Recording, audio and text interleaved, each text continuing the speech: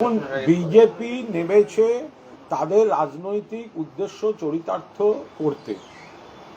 এখানে জাতীয় নির্বাচন কমিশনকে দিয়ে ওরা এইসবগুলো করাচ্ছে, বৈধ ভোটারদের নাম কাটছে, কথায় কথায় বলছিল যা, কিন্তু ওরা যত বড় চক্রান্ত কথা করতে গেছিল মমতা বন্দ্যোপাধ্যায় রামকৃষ্ণ আইভিএফ সেন্টার, মা হওয়ার স্বপ্ন পূরণ নেতৃত্বে, অভিষেক বন্দ্যোপাধ্যায়ের সেনাপতিত্বে সেটা কিন্তু ওরা অতটা করতে পারেনি। সেই জন্য শেষ মুহূর্তে একতরফা মানুষকে সুযোগ না দিয়ে, হিয়ারিং এর নোটিশ না পাঠিয়ে নাম কাটছে, সেই খবরগুলো এখন আসতে শুরু করেছে।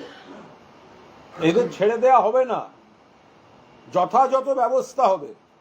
হিয়ারিং এর নোটিশ পর্যন্ত দেয়নি, বিনা নোটিশে সব ডকুমেন্ট সত্ত্বেও নাম কাটছে, কারণ বিজেপি ওদের বলে দিয়েছে।